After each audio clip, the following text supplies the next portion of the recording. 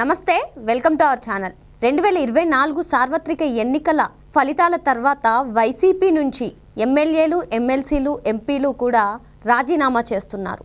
మరి ఈరోజు మరో బిగ్ షాక్ వైసీపీకి తగిలిందని చెప్పుకోవచ్చు.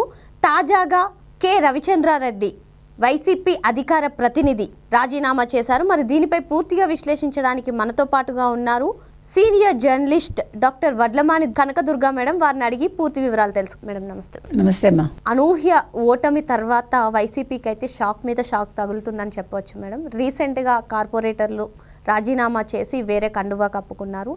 అదేవిధంగా తాజాగా చూసుకున్నట్లయితే వైసీపీ రాష్ట్ర అధికార ప్రతినిధి కె రవిచంద్రారెడ్డి కూడా పార్టీకి రాజీనామా చేశారు. మరి ఈయన పార్టీ రాజీనామా తర్వాత వేరే పార్టీలో చేరే అవకాశం ఉందా, లేదు అంటే రాజకీయాలకి కొంతకాలం దూరంగా ఉండే అవకాశం ఉందా? దీనిపై మీ అభిప్రాయం ఏంటి మేడం? మీరు అనూహ్య ఓటమి అన్నారు. అది అనూహ్య ఓటమి కాదు, అది ఊహించిందే. వైసీపీ రాదు, ఖచ్చితంగా కూటమి వస్తుంది, తెలుగుదేశం ఘన విజయం సాధిస్తుంది, జనసేన ఘన విజయం సాధిస్తుంది అని ముందుగా ఊహించింది. అదంతా అంటే మరి 11 సీట్లకు పరిమితం అవుతామని వాళ్ళు అనుకోలేదు కదా. వాళ్ళు అనుకోలేదు, అది వాళ్ళ తెలివి తక్కువ. అంతేగాని మనకి ముందే తెలుసు. మనందరం కూడా చెప్పాలంటే ఏడాది ముందే నేను చెప్పా 145 సీట్లకు తక్కువ రాదు తెలుగుదేశానికి నేను చెప్పాను. కాబట్టి నేను అనేది ఏంటంటే ఇవాళ అనూహ్య సంఘటన జరిగింది. ఏంటంటే జాతీయ అధికార ప్రతినిధి కె రవిచంద్రారెడ్డి ఇవాళ జగన్మోహన్ రెడ్డి ఊళ్ళో లేడు. ఇవాళ చాలా వింతలు విడ్డూరాలు జరుగుతున్నాయి వాళ్ళకి. ఒకటి ఈయన రిజైన్ చేయడం, ఈయన రాజీనామా చేయడం కాకుండా ఇవాళ మీరు సాక్షి పేపర్లో చూసారంటే, చూసారా మీరు? ఒక యాడ్ వచ్చింది చూసారా? లోకేష్ నేతృత్వంలో ఎన్టీ రామారావుకి ఆయన 29వ వర్ధంతి సందర్భంగా 1 కోటి సభ్యత్వ నమోదుతో ఘన నివాళి అని ఒక అడ్వర్టైజ్మెంట్ వచ్చింది. చూసారు కదా? ఇవాళ అసలు ఆశ్చర్యపోవాలి కదా. ఎవరు? జగన్మోహన్ రెడ్డి, భారతి. వాళ్ళు లేనప్పుడు వచ్చింది. వాళ్ళకి తెలిసే వచ్చిందా యాడ్, తెలియకుండా వచ్చిందా?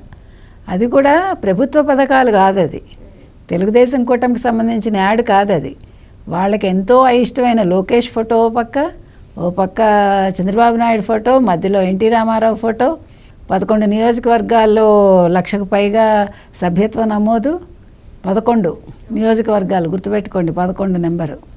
కాబట్టి అంటే ఇవాళ ఒక పచ్చటి ఒక పేపర్ని చూసారు ఇవాళ మీరు సాక్షిని. పచ్చటి పేపరు.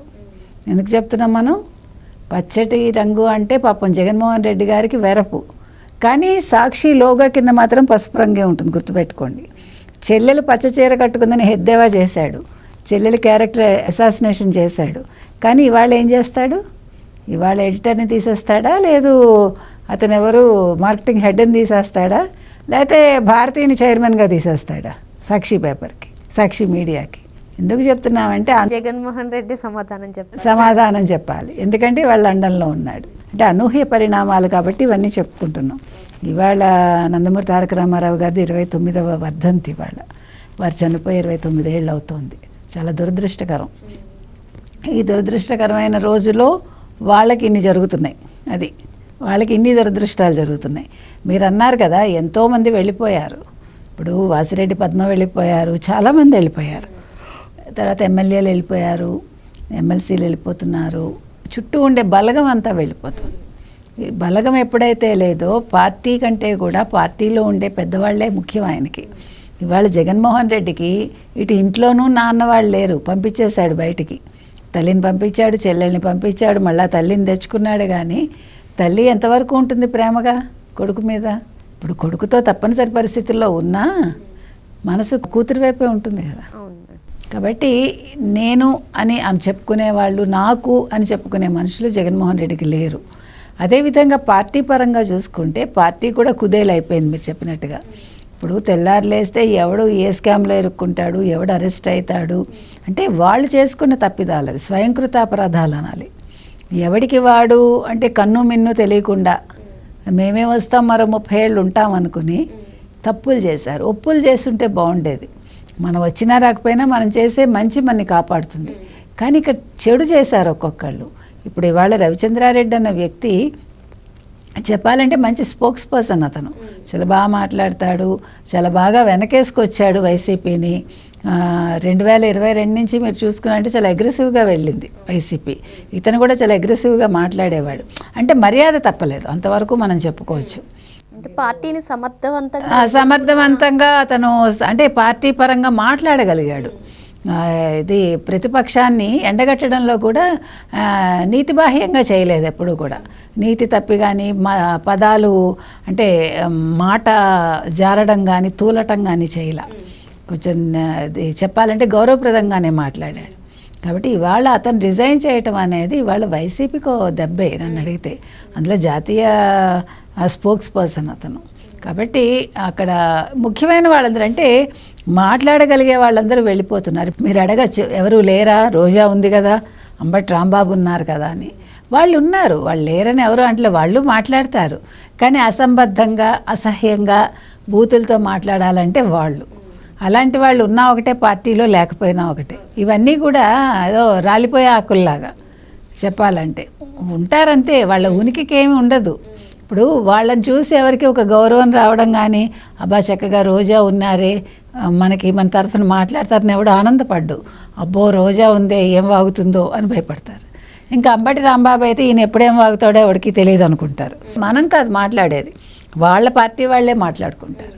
ఇప్పుడు మనం ఒక పార్టీలో ఉన్నా, మన ఒక నియోజకవర్గంలో ఉన్నా, మనం ఒక చోటకి వెళ్ళినా మనకు ఒక మర్యాద దొరకాలి. అది మనం తెచ్చిపెట్టుకుంటే రాదు, మన ప్రవర్తనతోటి మన మాట తీరుతోటి వస్తుంది. ఇవాళ రవిచంద్రారెడ్డి గురించి మనం మంచిగా చెప్పుకున్నాం. అదే రోజా గురించి మనం చెప్పుకోగలమా? అదే అంబటి రాంబాబు గురించి చెప్పుకోగలమా? కొడాలి నాని గురించి చెప్పుకోగలమా? వల్లభనేని వంశీ గురించి చెప్పుకోగలమా? ఎవరి గురించి చెప్పుకోవాలి? అనిల్ కుమార్ గురించి చెప్పుకుంటామా? లేదు కదా. ఇవాళ మీరు విజయసాయిరెడ్డి గురించి మాట్లాడగలరా మంచిగా? లేదు కదా. ఏంటంటే క్యారెక్టర్ అంటే ఏదో నీతిబాహ్యం అని కాదు, మన ప్రవర్తన, మన మాట తీరు, మనం ఎదురవాళ్ళని మనం నొప్పించకుండా మాట్లాడగలుగుతున్నామా లేదా, ఇవన్నీ చాలా ముఖ్యం నన్ను అడిగితే. సో ఇవి ఎప్పుడైతే లేవో అప్పుడు వాళ్ళకి మర్యాద ఉండదు. వాళ్ళ పార్టీలో ఉన్నా ఒకటే, లేకపోయినా ఒకటే. ఇప్పుడు తండ్రి అనేవాడు సవ్యంగా ఉంటేనే కదండి ఇంట్లో కుటుంబం అనేది సవ్యంగా ఉంటుంది.